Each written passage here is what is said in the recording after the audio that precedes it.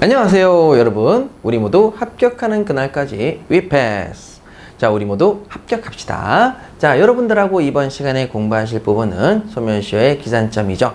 자, 우리가 시험 문제 나왔다, 소멸시효가 나왔다 그러면 거의 한 문제씩은 나온다. 그래서 자, 올해 시험 문제에서도 한 문제가 나올 가능성이 아주 높다, 이렇게 말씀을 드릴 수 있는 부분이죠. 그래서 항상 우리가 A급으로 무조건 준비하셔야 되는 별 3개인 부분이 되겠습니다. 자, 별 3개인 부분이죠.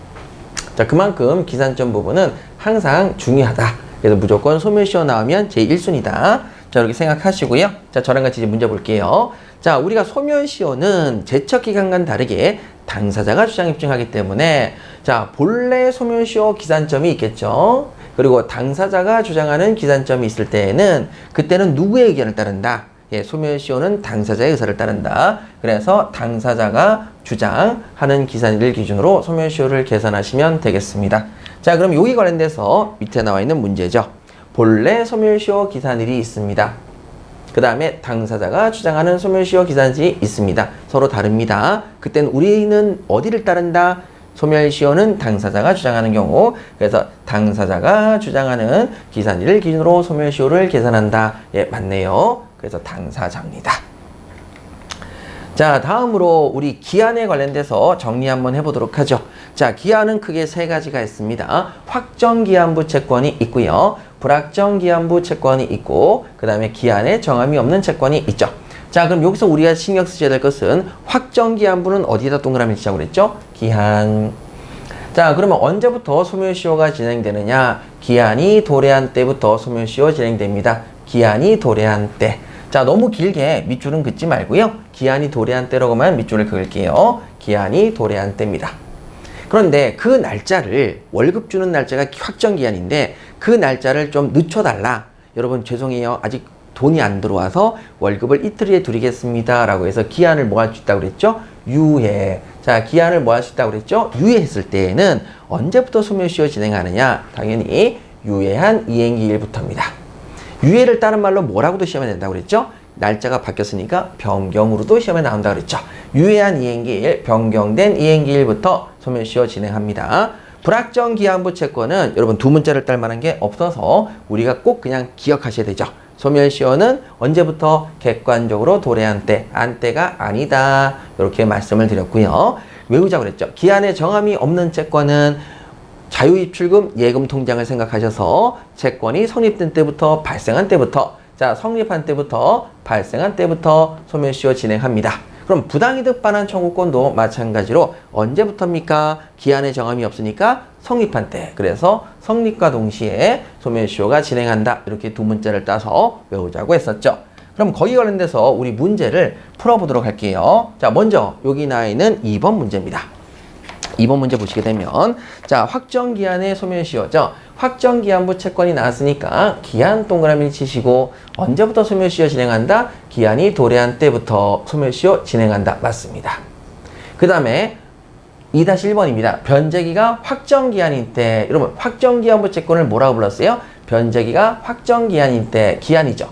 언제부터 소멸시효 기산한다? 진행한다? 기한이 도래한 때부터 기산한다. 자, 진행한다, 소멸시효 진행한다, 소멸시효 기산한다. 같은 뜻이죠. 이렇게 해서 체크하시면 되겠습니다. 불확정기한부 채권 나왔습니다. 불확정기한부 채권이 나오면 객관적으로 도래한 때. 그래서 그 기간이 객관적으로 도래한 때부터 소멸시효 진행한다. 맞고요. 그 다음에 변제기가 불확정기한이다. 불확정부 채권이라는 얘기죠. 그럼 언제부터 진행한다? 기한의 도래를 사실 안 때부터가 아니라 객관적으로 도래했을 때. 자, 그때부터 기산하니까 X 되겠습니다. 기한을 정하지 않은 권리입니다. 자, 요건 언제부터 된다고 그랬죠? 성립, 발생 때부터죠. 발생한 때부터 진행한다. 맞네요. 권리가 발생한 때부터. 자, 기한에 정함이 없는 채권. 자, 여긴 권리라고 썼으니까 권리가 발생한 때고, 채권이기 때문에 언제부터? 채권이 발생한 때부터. 그때부터 기산된다. 맞는 지문. 이렇게 해서 여러분 꼼꼼히 확인해 주시면 되겠습니다. 자, 다음으로 나머지 기타 부분을 좀 가도록 할게요. 기타입니다.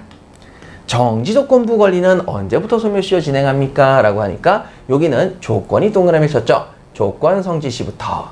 자, 선택채권은 어디다 동그라미 치자고 했죠? 선택. 언제부터 소멸시효 진행한다? 선택권을 행사하시는 때. 여러분, 행사할 수 있는 객관적인 때부터, 객관적으로 행사할 수 있는 때부터 소멸시효 진행하죠. 부작위를 목적으로 하는 채권은 위에다 동그라미를 쳤죠. 언제부터? 위반 행위를 한 때부터. 자, 동시행광에 있는 채권은 이행의 동그라미를 쳤죠. 언제부터 소멸시효 진행한다? 이행기. 자, 그런데 이행기 대신에 하도 사람들이 많이 맞히니까 이행기를 다른 말로 뭐라고 하죠? 지급일이라고 하죠. 그래서 지급기일 같은 말이죠. 그때부터 소멸시효 진행합니다. 자, 계속적 물품 공급 계약은 시험에 나올 가능성이 없어 보이니까 자, 올해 시험에서는 패스하시죠. 자, 이렇게 정리하시면 되겠습니다. 자, 그러면 우리 문제를 한번 풀어보도록 하겠습니다. 5번 문제죠. 정지조건부 권리입니다. 자, 그러면 소멸시효 기산점은 조건이니까 언제부터? 조건이 성취된 때로부터 진행한다. 맞네요. 자, 정지조건부 권리 조건이죠. 언제부터? 성취된 때로부터 기산한다. 맞네요. 정의조건부 권리 조건 동그라미 치시고 언제부터? 조건이 성취된 때부터 소요가 진행된다. 맞네요. 자, 이렇게 해서 간단하게 보시면 되시겠습니다. 자, 다음으로 우리 선택제권 나와 있네요. 선택제권입니다. 선택제권은 선택에 동그라미를 치고 언제 선택권을 행사할 수 있는 때로부터 자, 객관적으로 할 수 있는 때부터 맞네요. 자, 부작위는 위를 동그라미 치시고 언제부터? 위반 행위를 한 때로부터 맞고요. 부작위도 위를 동그라미 치시고 언제부터? 위반 행위를 한 때로부터 소멸시효 진행하죠. 맞습니다. 맞습니다. 체크하시고요. 자, 그 다음에 그 밑에 나와 있는 8번입니다. 동시에 항변권이 붙었습니다. 자, 이행 동그라미를 치시고 언제부터? 이행기부터 진행하죠. 여기 부분이 뭐로 나올 수도 있다고요? 지급기일 주의하시기 바랍니다. 자, 지급기일 나와도 맞는 말입니다. 자, 그 다음에 다음 동시에 항변권이죠. 동시행관계 있다. 이행이죠. 자, 이행이 나왔는데 여러분 23년도 행사 기출문제에서 뭐가 나왔죠? 지급기일 이후에 시효 진행에 걸린다. 지급기일이 나왔죠. 그렇게 강조했던 문장이 여러분 23년도에 드디어 나왔습니다. 자, 확인하셨고요. 자, 그 다음에 라번의 손해배상 청구권입니다. 자, 손해배상 청구권 보시게 되면 손해배상이 두 가지가 있죠. 채무불이행에 따른 손해배상과 불법행위에 따른 손해배상이 있습니다. 채무불이행에 따른 손해배상은 채무불이행의 동그라미를 시작으로 했죠. 언제부터 소멸시효 진행한다? 채무불이행이 된 때부터 됐습니다. 자, 요거는 이제 시험에 안 나올 것 같으니까 자, 과감하게 X를 치고요. 채무불이행이 된 때, 채무불이행이 다른 말로 뭐라고 하죠? 하나의 예시 중에서 하나가 이행불능이죠. 이행불능이 된 때부터 같은 말이 되는 거죠. 자, 이럴 때부터 소멸시효 진행한다. 불법행위 손해배상은 언제부터 소멸시효가 진행합니까? 라고 하니까 자, 손해 및 가해자를 안 날로부터 3년. 자, 손해가 생겼고 가해자가 누구다? 이것을 안 날로부터 3년. 안3. 그 다음에 불법행위를 한 날로부터 몇 년? 10년. 불10. 이렇게 경과하면 시효로 소멸하겠습니다. 그런데 자, 여기 부분이 지금 요즘에 시험에 나오고 있거든요. 자, 뭐냐? 미성년자가 성폭력, 성추행, 성희롱 그 밖에 성적 침해를 당했을 때에는 언제부터 소멸시효 진행되느냐? 손해 및 가해자를 안 날이 아니라 미성년자니까 성년자가 될 때 소멸시효는 성년자가 될 때까지는 진행하지 않는다. 즉 성년자가 됐을 때부터 손해 및 안 날로부터를 넘어섰지만 성년자가 된 때로부터 그때부터 소멸시효 진행한다. 이렇게 얘기를 하고 있는 것이죠. 잘 기억해 주시기 바랍니다. 자, 그러면 마지막 문제 한번 보도록 할게요. 채무불이행으로 인한 손해배상 청구권 채무불이행 동그라미를 치시고 소멸시효는 언제부터 계약이 성립된 때로부터 진행한다? 아니죠. 언제부터? 채무불이행 시부터. 다른 말로 뭐로 나올 수 있다고요? 이행불능이 된 때부터 진행합니다. 그래서 X.